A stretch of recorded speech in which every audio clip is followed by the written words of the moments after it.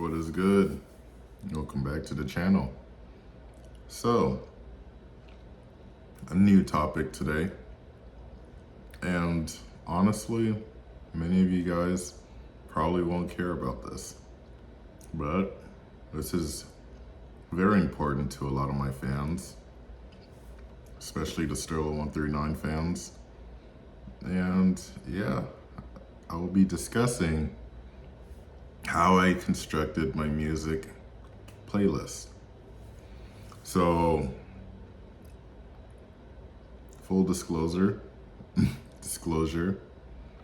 I'm not saying this is exactly how you should do yours, because technically everyone does things in their own way, but I'll explain my method. So before we jump into that, I would like to give a backstory on how I even got into music in the first place. It won't be too deep, just a general synapse of how music really elevated me to the level that I'm on now. So let's go back to high school, all right?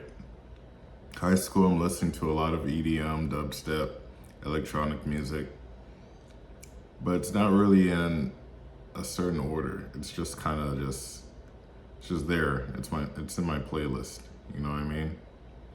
And then, as I started getting a deeper understanding of, oh, wait, there's people rapping on the tracks. There's people actually talking. What are they talking about? Then I proceeded to assess them. Oh, this is Skrillex. This is, Skrillex isn't rapping, but the people rapping on the tracks. This is Busta Rhymes. This is, all these different people. And I can kind of get a feel of what their tone is, what their message is, stuff like that. So after that, I continued to build the playlist, and at this point, I'm not really categorizing them. You know what I mean? So no categories, but that's my introduction to music right there. So as I'm going on, I'm starting to pick up more artists, their names, what they're rapping about, what kind of energy they're bringing, and then I separated them into two different playlists. This is pretty recent. I want to say 2 years, 3 years in, I've been doing this. Now I have a playlist specifically for rap music and an instrumental playlist.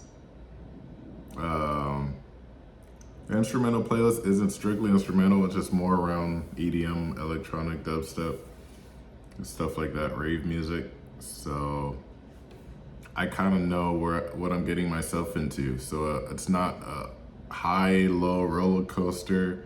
I mean, even in my rap playlist, it's pretty highs and lows, but it's just gonna be rap. You know what I mean? It may sound like a misogynist here, but who cares? This is my opinion. This is what works for me. I don't listen to female rappers. The only exception, and this is just recently, I got into New York drill, right? And I'm listening to 4-1, Jen Carter. She's the only exception, but as I get deeper into my playlist and how I set it up, she's not even like a main artist. The main artist would be, what's his name? Kyle Rich. I don't even have like groups of people. Like 4-1 isn't a group in my playlist. It's individual people. You know what I mean? So let's go to current times now. So let me pull it out actually. I'm trying to go off the top. I'm using my phone to record. That's hilarious. All right, so off the top, I have maybe 30 plus artists, and then I separate them into active, which they've been doing, they've been putting out music under a year. Retired or postponed, I think that's another one. They haven't dropped a track or album in under, I want to say, a year. There we go. And let's say, what's the other one? Jailed, that's another one, and deceased. So that's really the categories. Let's see. So yeah, that's kind of where my mind is at, so I can kind of gauge whether or not if I'm headed in the right direction musically. But I also listen to the messages that they rap about. Very important.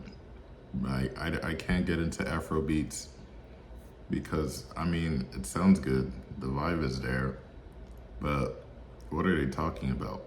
You know, even R&B singers, a lot of R&B singers, they're, especially the males, they're rapping about depression, being heartbroken, you know, simping over a woman, and it's like, is that really, you know, you want to listen to what elevates your mind to what you want to become, you know?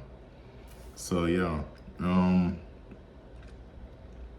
how I decide what artist stays on my playlist and what leaves. Honestly, each song that I listen to, if it's a good song, I can listen to it on repeat for days on end, months on end. You know, this is, if it's a really good song. But the thing is, I also look at the artist too. Are they a one-hit wonder, or are they releasing good songs constantly? So I can give you my top 3. That's on my playlist. Really, it's top 3 in general. Number 1, Comethazine, which he hasn't dropped in over a year, which is crazy. How is he number 1? It's because of his music, what he's rapping about. You know, it resonates so deeply with me. It's like I can listen to his songs on repeat and not feel like I'm getting tired of them. Number 2, Go Yayo. He's still active. And number 3, Nav. So yeah, that's it right there. And that's generally based off of how many tracks I have in the playlist.